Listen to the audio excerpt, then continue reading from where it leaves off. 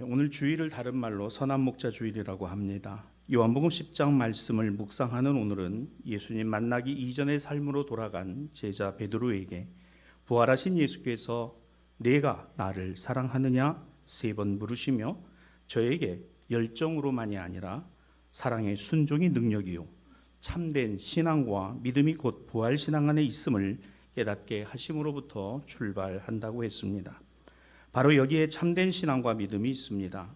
부활의 주님으로 자신의 인생이 비로소 바뀌게 되었기 때문이죠. 그리고 예수께서는 제자들에게 베드로와 제자들에게 내 어린 양을 먹이라 내 양을 치라 그리고 다시 내 양을 먹이라는 말씀을 주심으로 이제부터 성도와 교회는 참 목자이신 예수님으로 이제 주님이 목자가 되시고 당신의 교회는 양의 공동체 즉 양무리가 된 것이니 이것을 가르치고 전하며 새기도록 제자를 사도로 세우셨습니다. 교회는 이렇게 시작되었습니다.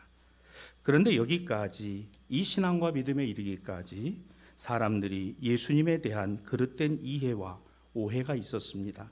제자들 역시 마찬가지였습니다. 이 같은 내용을 지켜보았기 때문에 그들도 잘 알고 있었습니다. 제자들의 오해와 그릇된 인식의 범주는 사람들의 오해와 또한 잘못된 이해 안에서 하나도 벗어나지 않았습니다. 오늘 본문은 이와 같은 사실을 바탕에 두고 있습니다. 즉 십자가와 부활 이전에 성령 강림하기 이전에 예수님에 대한 오해와 잘못된 이해가 뭐가 되었어요? 신앙이 되었고 믿음이 되었다는 겁니다. 오늘 보면 요한복음 10장 22절은 이렇게 시작합니다. 예루살렘에 수전절이 이르렀으니 때는 겨울이었다. 예수님이 성전한 솔로몬 행각을 거닐고 계셨다. 여기에 수전절을 봅니다. 예수님과 제자들이 맞이하게 된 이 수전절은 지금부터 160년 전 예수님이 계신 그 160년 전으로 돌아갑니다. 당시 수리아의 군주 안티오쿠스는 유대를 침략해서 유대를 복속시켰습니다. 여기에 맞서 유대 항쟁의 결과물이 수전절입니다. 수리아의 군주였던 안티오쿠스는 당시에 자신을 일컬어 에피파네스라는 이름을 붙였습니다. 그래서 역사에서는 안티오쿠스 에피파네스라는 이름으로 불리는 이 수리아의 군주는 에피파네스, 즉 나는 하나님의 현신이다 라는 뜻입니다. 즉 그리스도와 같은 이름이요 메시아의 이름이요 안티오쿠스라는 수리아의 임금은 자신을 일컬어 에피파네스 하나님의 현신, 그래서 온 제국에 인간인 자신이 신이 되어 세상을 다스린다는 제국의 정책을 강제적으로 시행했습니다. 이런 말도 안 되는 제국 정책 때문에 당시 수리아의 지배 안에 있었던 유대와 예루살렘 역시 성전에서 하나님께 드리는 제사가 완전히 금지되었습니다. 거기에 하나님의 거룩한 예루살렘 성전 제단 앞에 제우스의 제단이 세워집니다. 제우스의 신상이 새겨지고 제우스의 신상의 얼굴은 바로 이 안티오쿠스의 얼굴을 조각해서 제우스 신으로 만들었습니다. 예루살렘 성전에 들어오는 사람들은 누구나 다 그것을 보고 참배해야 했고 거기에 돼지를 잡아서 그리스의 12신들과 신들의 신인 제우스에게 헌신하였으니 이것이 유대인들에게 보통 일이겠습니까? 예루살렘 성전이 돼지의 피로 물들어지고 그리스의 12신들과 그 주신인 제우스에게 제물을 드리는 곳이 되었고 그 제우스의 얼굴은 안티오쿠스 수리아의 군주의 얼굴이었던 것입니다. 이건 도저히 묻고 할 수 없는 것이죠. 유대의 신앙과 믿음은 하나님의 율법과 그리고 하나님의 성전을 통해서 오늘 견결히 지켜오던 신앙과 믿음이었습니다. 신앙과 믿음을 지켜오던 오늘 그들에게 닥친 이 같은 현실은 도저히 묵고 할 수 없는 불의였고 부정이었으며 불신앙이었고 믿음 아닌 것이었습니다. 하스모니아 집안에 제사장이 있었으니 마따디아라는 사람이 있었습니다. 이 마따디아에는 아들이 여럿이 있었는데 그 중에 셋째 아들인 유다 마카비가 군사를 일으켜 수리아 제국 군대에 맞서 항쟁을 벌이게 되는데 역사에서는 이를 유다 마카비 항쟁 이렇게 이름을 붙였고 최초의 유대 독립 전쟁이다 이렇게 이름합니다. 이게 예수님이 지금 오셨을 그 당시 160년 전에 일어났던 일이에요. 결과는 어떻게 되었을까? 유대 백성들의 압도적인 지지와 항쟁을 협력함으로 예루살렘 성전을 탈환하였고 야훼 제사를 회복하였으며 이날을 기념하여 매년 축제를 겨울에 열었으니 곧 수전절 한우카입니다. 예수님은 160년이 지난 그 예루살렘 성전에 그 회복된 성전, 그 회복된 제단, 그 중에서 서기관들이 말씀을 필사하고 말씀을 가리키는 솔로몬 행각을 거닐고 계셨다. 여러분, 이 요한복음의 사가는 참 이 내용을 이 한 절 안에서 엄청나게 많은 내용을 여기 함축적으로 담고 있다는 것을 우리가 보게 됩니다. 24절의 의미가 그래서 더 중요한 거예요. 24절을 보세요. 유대인들이 이 수전절에 예루살렘 성전에 올라오신 예수, 솔로몬 행각을 거닐고 계신 예수님을 애워싸고 둘러싸며 이렇게 말합니다. 언제까지 우리 마음을 의욕하게 하려 하나이까? 그리스도이시면 밝히 말씀하소서. 자, 이 부분이 지난해 편찬된 새 한글 성경이 있습니다. 우리 다음 세대들에게 그리고 우리 한글의 아름다움을 원어 번역에 충실하게 만든 성경이 있는데요. 새 한글 성경에서 이렇게 표현하고 있어요. 언제까지 우리 마음을 들뜨게만 하시겠습니까? 선생님이 그리스도이시면 우리에게 아예 터놓고 말씀해 주십시오. 여러분, 앞으로 성경을 사시려면 이 성경 사세요. 새 한글 성경. 여러분, 더 의미가 정확하게 오죠. 뭘 말하고 있는 거죠? 유대인들이 지금 언성을 높이면서 예수님에게 원성을 하고 있는 내용이 뭡니까? 당신 그리스도야? 당신 메시아야? 그리고 이러고 있으면 안 되잖아. 이게 뭐야? 당신이 하나님 나라 왕국을 선포한다며, 하나님 나라가 왔다며, 하나님 나라가 이루어진다며. 그런데 이게 뭐야? 160년 전 생각해봐. 수리아가 우리를 침략했을 때, 근데 지금은 로마가 우리를 이렇게 압제하고 있는데, 그때는 마따디아 제사장 집안에 마카비가 일어나서 피해 항쟁을 벌여가지고 이 항쟁의 결과로 우리가 이 성전을 되찾고 탈환을 했는데, 또다시 로마 제국 치하 안에서 당신 예수가, 나사렛 예수인 당신이 메시아야? 그리스도야? 하나님이 보낸 거 맞아? 여러분, 이게 그 내용이에요. 당신 메시아만 이러고 있으면 안 되는 거잖아. 이런 상황 그냥 두고 보면 안 되는 거잖아. 뭐라도 해야 되는 것 아니야. 유다 마카비는 정치 항쟁을 일으키고 종교 항쟁을 일으키고 혁명을 일으켰는데 당신 뭐 하는 거예요 지금? 당신 지도자라며, 선생님이라며, 뭐요? 당신 그리스도라면 밝히죠. 보여주고 뭔가 행동해야 되는 거 아니냐. 이게 예수님 십자가 사건 이전의 내용입니다. 이 요한복음 10장. 여러분, 이 10장 24절을 이해하려면 제가 지금 설명드린 내용을 알아야 24절이 이해가 되는 거예요. 이게 여러분 보통 일입니까? 우리는 유다 마카비가 예언자인 줄 알았어. 메시아인 줄 알았어. 하나님의 메시아인 줄 알았잖아. 그러나 예수 당신은 하나님 나라 선포한 다음에 가난한 자에게 복음을, 눌린 자에게 해방을 가져다 준다고 한 거 아니야? 그럼 당신이 메시아잖아. 근데 지금 뭐 하고 있는 거야? 예수님을 둘러싼 유대인들의 눈이 이글거립니다. 예수를 가만히 보아하니 자신들이 원하는 정치사회적 욕망을 만족시켜 주지도 해결해 주지도 못하고 있으면서 공연히 유대 사람들의 마음, 갈릴리 민중들의 마음을 흔들어 놓고 하나님 나라라는 미사여구를 가지고 말하는 사기꾼에 불과하고 이 거짓말쟁이. 예수님의 대답입니다. 25절이에요. 내가 너희에게 말했잖아. 근데 너희는 뭐 하지 않았어요? 뭐 하지 않았어요? 뭐 하지 않았어요? 예수 믿으세요? 안 믿으시잖아요. 여러분 예수님 믿습니까? 어떤 예수로 믿으십니까? 오늘 이 질문이 그겁니다. 어떤 예수예요? 내가 이미 너희에게 말했는데 너희는 내 말 믿지 않았잖아. 예수님은 너희가 원하는 그리스도는 이 수전절의 기념이 되는 유다 마카비와 같은 메시아야? 마카비가 메시아였더냐? 정치혁명이 일어나고 정치적 항쟁이 일어나고 그래서 성전 되찾아서 그게 하나님 나라가 된 거야? 되묻고 계신 거잖아요. 여러분 다시 말하면 하나님의 아들 그리스도조차도 자신들이 의도하고 목적하는 것에 도구가 되고 수단이 되고 방법이 되어야만 믿을 가치가 있고 이용 가치가 있고 따를 가치가 있다라는 거 아니냐. 그리고 예수님이 아주 단호하게 날카롭게 차갑게 26절입니다. 너희는 내 양이 아니다.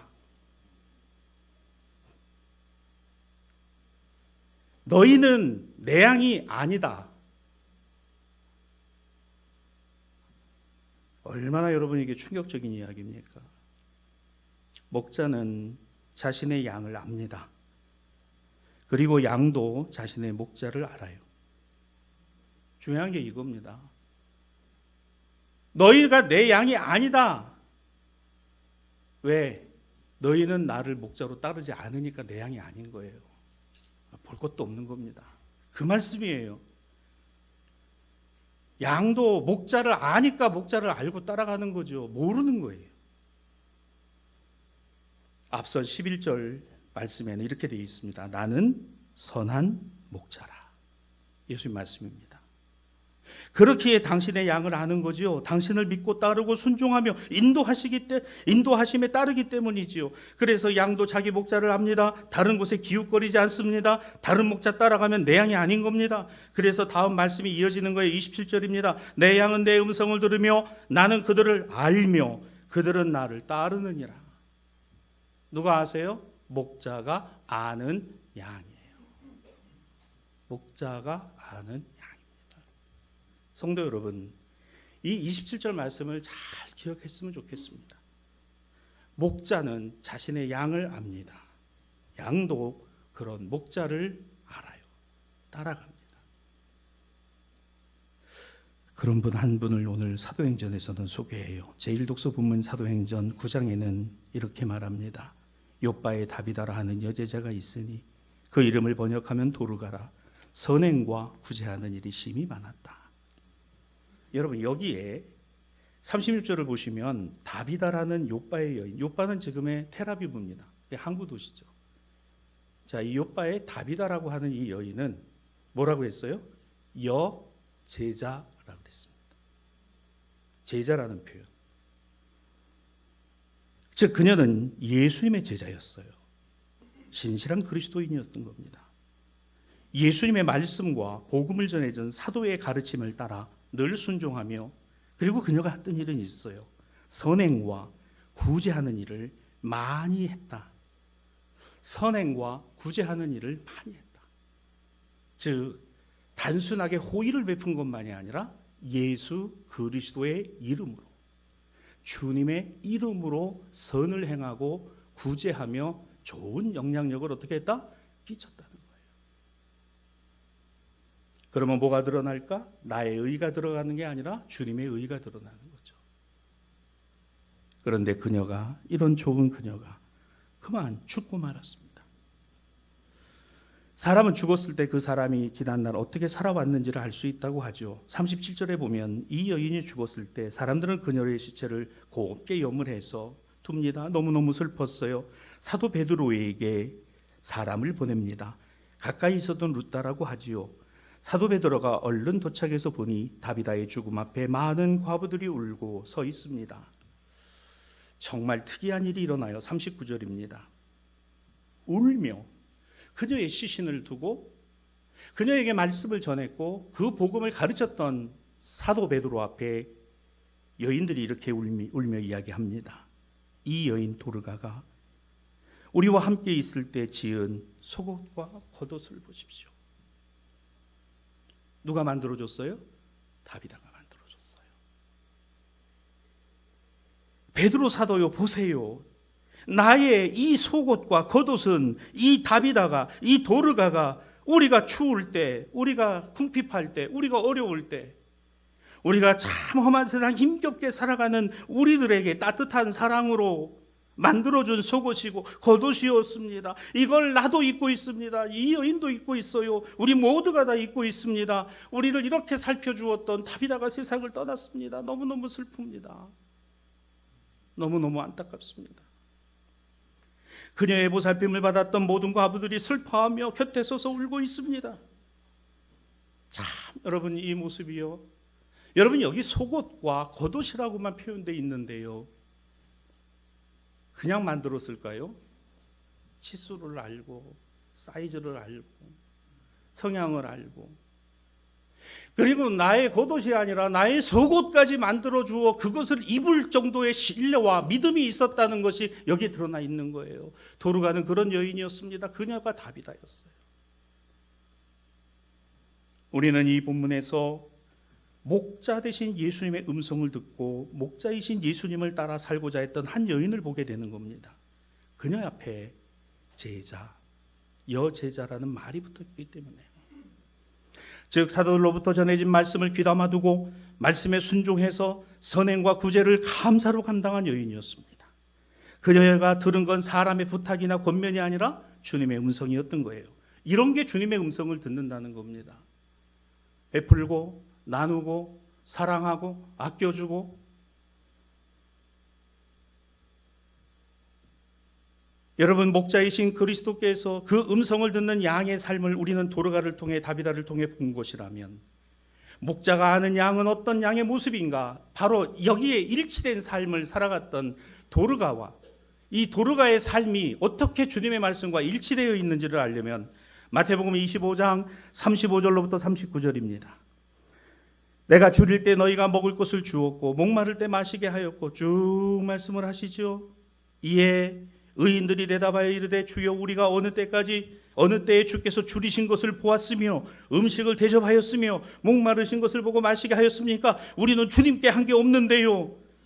어느 때에 나그네 되신 것을 보고 영접했고 헐벗으신 것을 보고 옷 입혀준 적이 있습니까? 주님께 한 건 없었는데요. 어느 때 병드신 것이나 옥에 갇히신 것을 가서 뵌 적이 있었습니까? 제가요? 우리가요? 그런 일 한 적 없는 것 같은데요. 예수님이 말씀하십니다. 마태복음 25장 40절, 내가 진실로 너희에게 이르노니 너희가 여기 내 형제 중에 지극히 작은 자 하나에게 한 것이 곧 내게 한 것이라. 그렇죠. 이 삶에 딱 들어맞는 인물이 바로 다비다입니다. 그게 도르가예요. 그렇습니다. 다비다는 주님의 음성을 듣고 주님의 뜻을 따라 살고자 선한 영향력을 지녔던 진정한 도르가였습니다. 내 양은 내 음성을 자신의 삶의 자리에서 듣습니다. 가정에서 듣습니다. 생업에서 들어요. 교회에서 듣고, 그러며 선한 영향을 주기 위해서 늘 자기 자신을 돌아보고 자신의 말과 삶을 통해서 주님이 드러나고 주님이 보여져야 한다는 사실을 잊어버리지 않는다는 거예요. 이런 사람을 일컬어서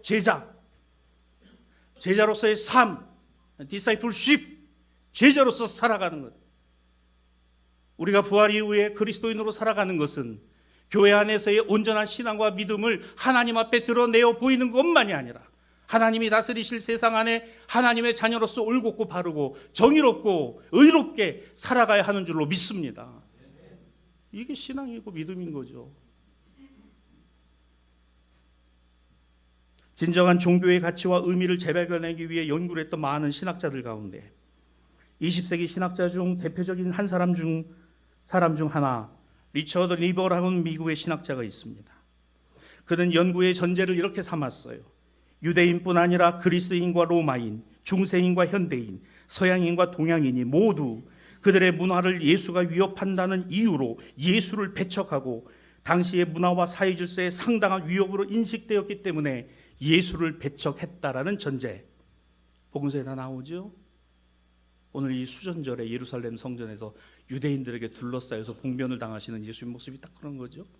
너 그리스도야? 너 메시아야? 보여줘. 나 그래야 믿을게. 너는 마카비보다도 못하잖아. 로마에 맞서 싸워야 될 거 아니야. 이런 오해와 잘못된 이해. 그렇다면 기독교는 어떻게 세상과의 관계를 설정해야 할까? 리처드 니버의 마음속에는 항상 이것이 있었어요. 그가 연구한 5가지의 형태의 유형이 있습니다. 크게는 이거예요. 교회와 그리스도인은 세상과 대립할 것인가? 아니면 근본적으로 세상과 합쳐질 것이냐? 이 2가지예요. 대립이냐? 합일이냐? 하지만 연구에 연구를 거듭하면서 대립도 아닙니다. 합일도 아니에요. 지배도 아닙니다. 극복도 아니에요. 예수님을 보면 볼수록 예수의 말씀 앞에 서면 설수록 그게 아니구나. 그게 아니구나. 세상과 대립해야 되는 것도 아니야. 세상과 합쳐지는 것도 아니야. 세상을 지배해야 되는 것도 아니야. 세상을 극복해야 되는 것도 아니야. 그럼 뭘까?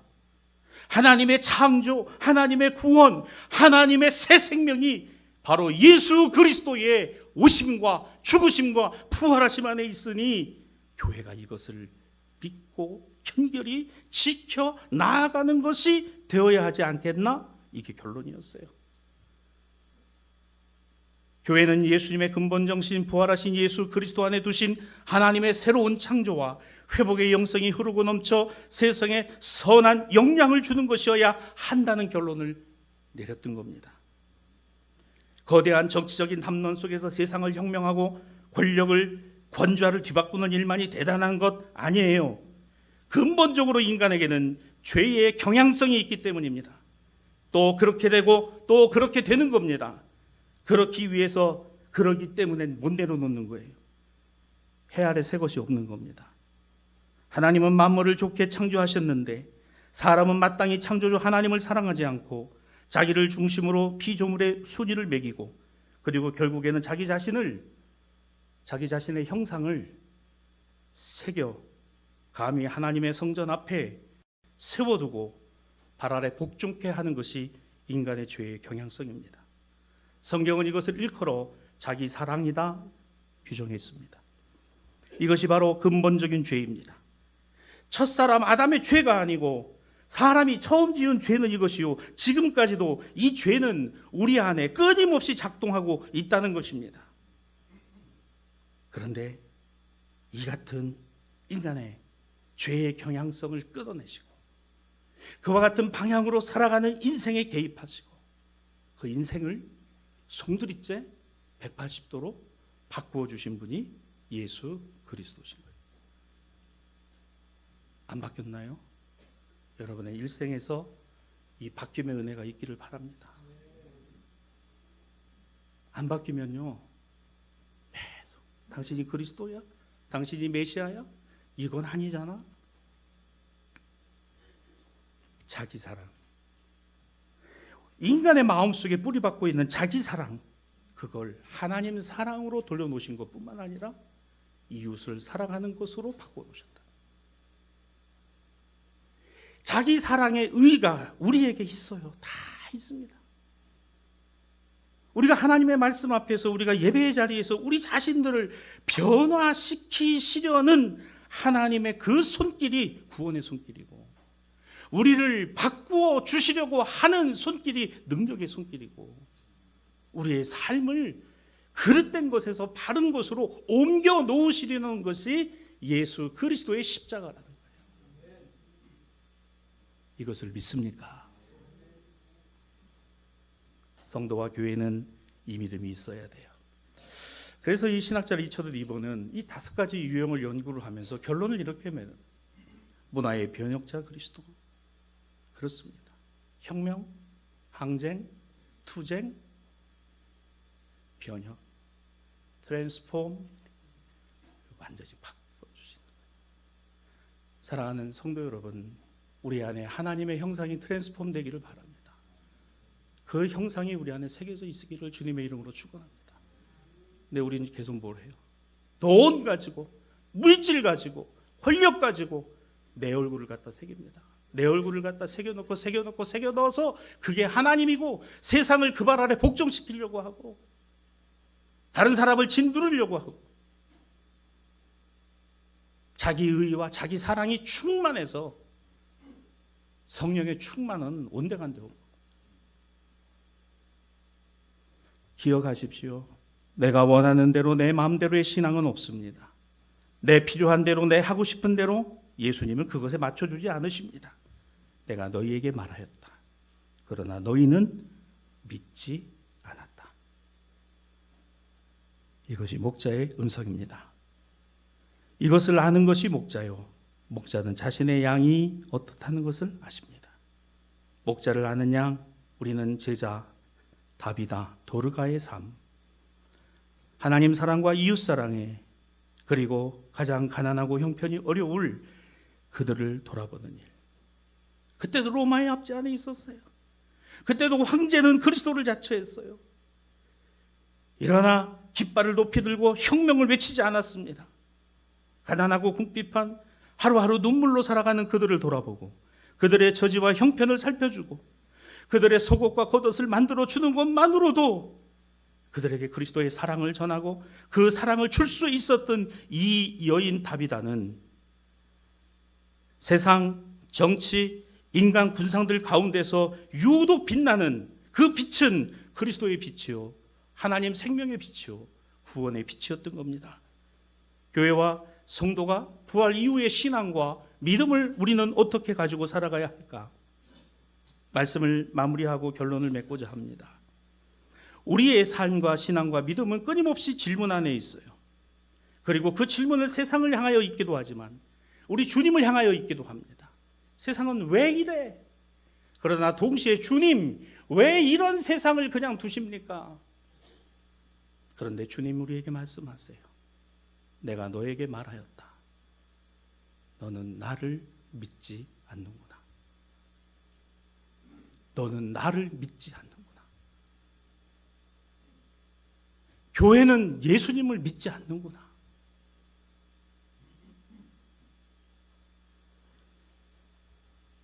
오늘 요한계시록 본문은 사도 요한이 목자를 아는 양 참 목자이신 예수를 따라야 할 성도와 교회의 양됨에 대해서 이렇게 설명합니다. 요한계시록 7장 13절로 14절.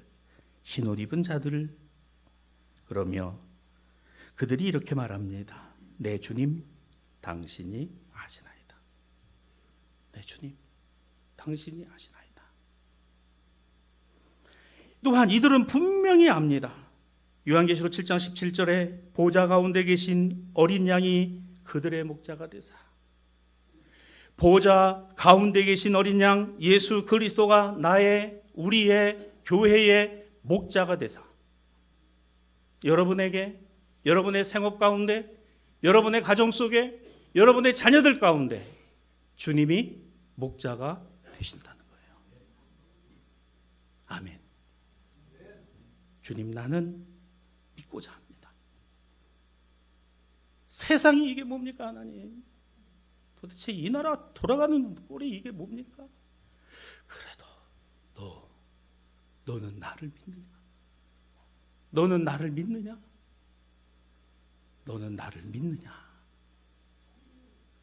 오늘 목자가 아는 양, 저와 여러분이 되고, 또한 저와 여러분이 우리 유일한 참된 목자이신 예수 그리스도를 아는 그 은혜와 지식에 풍성함으로 자라나게 되기를 주님의 이름으로 축원합니다. 내가 세상을 바꾼다고요? 거짓말하지 마세요. 죄악의 본성에 기대고 있는 자신을 못 보는 겁니다. 세상을 바꾸시기 위해 예수께서는 십자가 지시고 죽으신 거예요.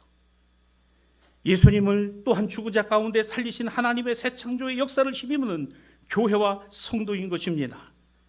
내가 세상을 변혁하고, 내가 세상을 혁명하고, 내가 세상을 파라다이스로 만들겠다고요? 거짓말입니다. 자기 형상 세워놓고 자기 발 아래 세상을 복속시키려는 인간의 죄의 경향성일 뿐이에요. 나 아니면 안 된다? 아닙니다. 나라도 하나님이 그렇게 세워주시고 써주시는 것에 다일 뿐입니다. 내가 할 수 있는 것이 뭘까? 주님, 나는 주님을 믿습니다. 나의 목자로 믿습니다. 주님이 나를 양으로 하시잖아요.